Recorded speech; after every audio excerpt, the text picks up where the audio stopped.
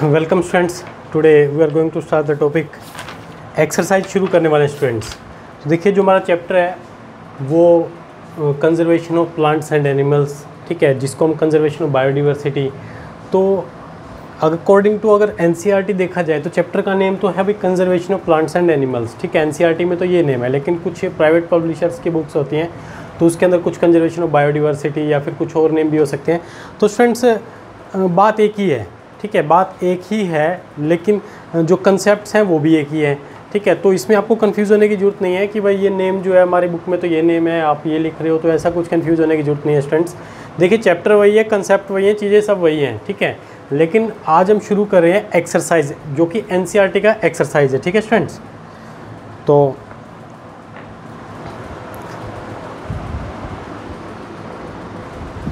Students आप अपनी जो भी आपके पास बुक है वो बुक निकाल लीजिए, ठीक है। एनसीईआरटी का है या जो भी आपके पास बुक है तो उसमें आप एक्सरसाइज निकाल लीजिए जो हमारे एनसीईआरटी की एक्सरसाइज है, ठीक है। तो उसमें हम क्वेश्चंस को जो है स्टडी करेंगे वन बाय वन। तो सबसे पहला एनसीईआरटी बुक का जो आपका क्वेश्चन है that is fill in the blanks. तो सबसे पहले क्वेश्चन में आपको बताया है कि fill in the blanks, fill in the blanks आपको फिल करना है, ठीक है। तो फिल इन द ब्लैंक्स, तो फिल इन द ब्लैंक्स कैसे अटेम्प्ट करेंगे स्टूडेंट। सबसे पहला है a place where animals are protected in their natural habitat is called. इसमें आप स्टूडेंट्स भरेंगे वाइल्ड लाइफ सेंचुरी, ठीक है। इसमें आप भरेंगे वाइल्ड लाइफ सेंचुरी, सबसे पहले वाले में आएगा wildlife sanctuary. Second, fill in the blanks का जो सेकंड पार्ट है उसमें है species found only in the particular known as the biodiversity. जो स्पेसीज पर्टिकुलर एरिया में पाए जाते हैं उसे हम बायोडिवर्सिटी जो है कंसीडर कर देते हैं। तो बायोडिवर्सिटी का स्टूडेंट्स यहाँ पर मैंने लिखा भी हुआ है, ठीक है। जो थर्ड रहेगा फिल इन द ब्लैंक्स का थर्ड जो है वो है migratory birds fly to far away places because of. क्यों चले जाते हैं माइग्रेटरी बर्ड्स, दूर दूर तक उड़ के क्यों चले जाते हैं, इसका रीज़न क्या है, क्योंकि क्लाइमेट चेंजेस की वजह से। तो स्टूडेंट्स इसमें फिल इन द ब्लैंक्स में आपको भरना होगा क्लाइमेट। समझ में आ रहा है स्टूडेंट्स, ठीक है। तो इस तरह से क्वेश्चन नंबर 1 जो आप अटैम्प्ट कर सकते हैं, इसे फिल कर सकते हैं, ठीक है। उसके बाद आपका सेकंड क्वेश्चन है डिफ्रेंशिएट बिटवीन द फॉलोइंग। तो आपको डिफ्रेंशिएट बताने हैं कि भाई डिफ्रेंशिएट किस किस के अंदर। सबसे पहला आपको दिया है wild life sanctuary and the biosphere reserve, तो दोनों के अंदर डिफरेंस क्या है, ठीक है। उसके बाद जू और वाइल्ड लाइफ सेंचुरी में डिफरेंस बताना है। उसके बाद endangered and the extinct species के बीच में, उसके बाद फ्लोरा और फ्योना। तो स्टूडेंट्स ये सब टॉपिक वैसे मैं आपको पहले जो पढ़ा चुका हूँ, ठीक है। हर एक वीडियो आप चेक कर सकते हैं इन सब का, ठीक है। उसमें सारी चीज़ें मैंने अपलोड की हुई हैं, जिसमें वाइल्ड लाइफ सेंचुरी के ऊपर, बायोस्फीयर के ऊपर, जू वाइल्ड लाइफ सेंचुरी हो गया, एंडेंजर्ड और एक्सटिंक्ट स्पेसीज़ हो गए, फ्लोरा फ्यूना क्या होते हैं, ये सब मैंने एक्सप्लेनेशन जो है इससे पहले वाली वीडियोस में कर दिया है, ठीक है। तो आपको देखो इस क्वेश्चन के अंदर करना क्या है। अगर हम सबसे पहले बात करें वाइल्ड लाइफ सेंचुरी की, तो वाइल्ड लाइफ सेंचुरी और बायोस्फीयर रिजर्व दोनों के अंदर डिफरेंस बताना है। तो आप दो तीन डिफरेंस दोनों के बीच में लिख सकते हैं, ठीक है। जैसे कि अगर हम बात करें वाइल्ड लाइफ सेंचुरी की तो क्या लिखेंगे, वाइल्ड लाइफ सेंचुरी में बोल सकते हैं this is the area where wild animals are protected and preserve. जिसमें वाइल्ड एनिमल्स को रखा जाता है, वो पर्टिकुलर एरिया जहाँ पर वाइल्ड एनिमल्स रहते हैं उसे हम वाइल्ड लाइफ सेंचुरी बोलेंगे, ठीक है। अगर बायोस्फीयर रिजर्व की बात करें तो क्या बोलेंगे, बायोस्फीयर रिजर्व क्या होता है, it helps to maintain the biodiversity and the culture of the area. Biosphere reserve जो है वो हेल्प करता है, क्या करता है, हेल्प मेंटेन करता है बायोडिवर्सिटी को और कल्चरल जो वहाँ का जो कल्चर है उसको, उस एरिया के कल्चर को जो है मेंटेन करता है, ठीक है। तो एक एक डिफरेंस ये हो गया। उसके बाद देखिए वाइल्ड लाइफ सेंचुरी के लिए सेकेंड डिफरेंस क्या लिखोगे, वो लिखेंगे कि भाई वाइल्ड लाइफ सेंचुरी एक ऐसी जगह है, wild life sanctuary is a place found in biosphere reserves. जो बायोस्फीयर रिजर्व में जो है ये जगह जो है पाई जाती है, ठीक है। उसके बाद नेक्स्ट पॉइंट जो है बायोस्फीयर रिजर्व का आ जाएगा, उसमें क्या लिखोगे, ए बायोस्फीयर रिजर्व में also contain other protected areas like the wild life sanctuary. तो बायोस्फीयर रिजर्व जो है कंटेन करता है प्रोटेक्टेड एरिया, ठीक है, जैसे कि वाइल्ड लाइफ सेंचुरी हो गया। समझ में आ रहा है स्टूडेंट्स, ठीक है। ये इस तरह से हम दो डिफरेंस इनके लिख लेते हैं। अगर एक और डिफरेंस आप लिखना चाहो तो वो भी लिख सकते हैं। तो जैसे कि वाइल्ड लाइफ सेंचुरी में आप लिखेंगे कि जैसे कि Bori and Pachmarhi are two wildlife sanctuary in the Pachmarhi biosphere. तो पंचमरी बायोस्फीयर में 2 वाइल्ड लाइफ सेंचुरीज़ के नाम आप लिख सकते हैं, कौन कौन से, बोरी एंड पंचमरी। बोरी and Pachmarhi is the 2 wild life sanctuary, ठीक है। तो उसमें हम लिख सकते हैं। उसके बाद अगर हम बात करें कि भाई बायोस्फीयर रिजर्व में, तो बायोस्फीयर रिजर्व में आप लिखोगे कि Pachmarhi is the example, Pachmarhi for the example is the biosphere reserve, तो उसके अंदर हम ये कंसीडर कर देंगे। ठीक है, तो दोनों चीज़ों में आपको डिफरेंस समझ में आ गया होगा। ठीक है, तो इस तरह से हम दोनों के अंदर डिफरेंस जो है लिख देंगे, समझ में आ रहा है। ठीक है, उसके बाद तुम्हारा second one is the zoo and wild life sanctuary. जू और वाइल्ड लाइफ सेंचुरी, जू को जैसे कि हम जानते हैं स्टूडेंट चिड़ियाघर बोलते हैं, जू में और वाइल्ड लाइफ सेंचुरी में क्या डिफरेंस होगा वो आपको लिखना है। ठीक है, तो अगर जू क्या है भाई, जू इज़ ऐसी जगह है जहाँ पर एनिमल्स को प्रोटेक्ट करके रखते हैं। ठीक है, अगर हम बात करें वाइल्ड लाइफ की, तो यहाँ पर भी अगर हम बात करें तो वाइल्ड लाइफ सेंचुरी में भी एनिमल्स को प्रोटेक्ट करके रखा जाता है, प्रिजर्व करके रखा जाता है। ठीक है, अच्छा उसके बाद जू में अगर आते हैं तो जू की अगर हम बात करते हैं तो वहाँ पर आर्टिफिशियल सराउंडिंग जो एनिमल्स हैं, ठीक है, just like there natural habitat, तो वहाँ पर जो सराउंडिंग जो एनिमल्स हैं जो जू के अंदर रहते हैं, ठीक है, उनको एक तरह से कैद करके रखा जाता है। समझ में आ रहा है स्टूडेंट्स, उनको एक तरह से ना मतलब कवर करके जाल में, जैसे कि आप गए भी होगे चिड़ियाघर, आपने विजिट भी किया होगा, तो उन चीज़ों को आप समझ सकते हैं।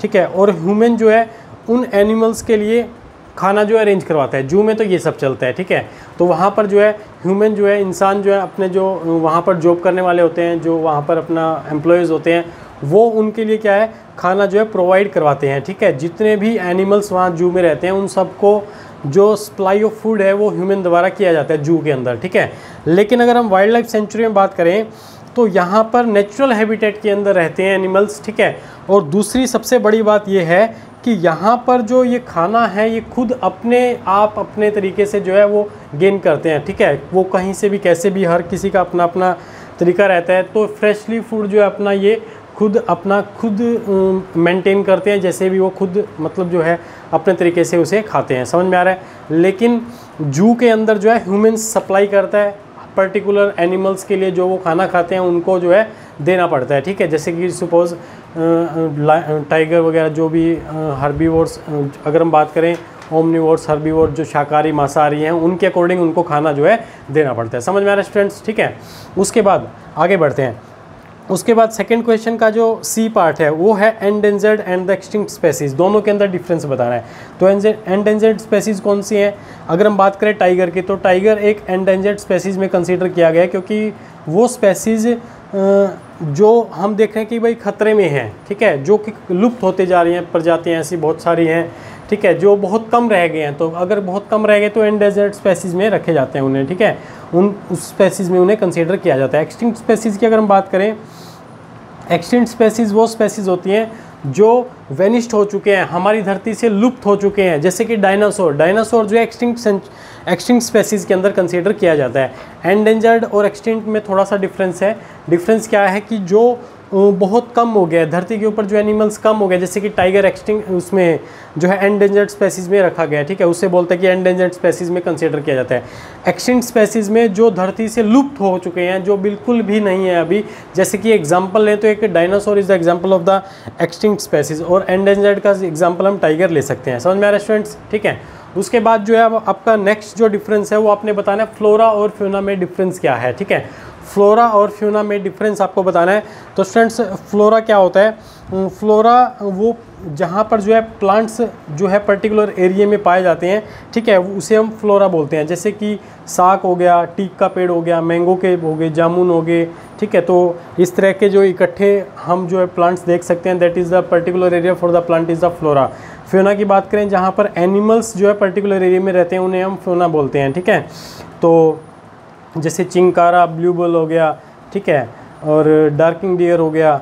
ठीक है, इस तरह से लियोपार्ड हो गया, वाइल्ड डॉग्स हो गए, वोल्फ हो गए, तो ये सभी एग्जांपल्स है फ्यूना के। तो इस तरह से हम पहले तो फ्लोरा क्या होता है वो बताएंगे, उसके बाद उसके एग्जांपल्स दे देंगे कुछ, उसके बाद फ्यूना क्या होता है उसके बारे में बताएंगे, उसके एग्जांपल्स दे देंगे। तो इस तरह से आपका क्वेश्चन नंबर सेकंड जो है यहाँ पर कंप्लीट होता है। क्वेश्चन नंबर फर्स्ट में आपने देखा कि आपने 3 फिल इन द ब्लैंक्स किए, उसके बाद क्वेश्चन नंबर सेकंड में आपको 4 जो है अलग अलग डिफरेंस बताने थे, जैसे कि वाइल्ड लाइफ सेंचुरी और बायोस्फीयर रिजर्व का डिफरेंस बताया, उसके बाद जू और वाइल्ड लाइफ सेंचुरी का हो गया, उसके बाद एंडेंजर्ड और एक्सटिंक्ट स्पेसीज का हो गया, उसके बाद फ्लोरा और फ्यूना। ठीक है, तो इस तरह से आपका क्वेश्चन नंबर सेकंड यहाँ पर कंप्लीट होता है। ठीक है, ओके, उसके बाद क्वेश्चन नंबर थर्ड की तरफ बढ़ते हैं। ठीक है, तो आप एक बार ये नोट कर लीजिए सभी। उसके बाद स्टूडेंट्स थर्ड क्वेश्चन है वो देखिए, discuss the effects of the deforestation on the following.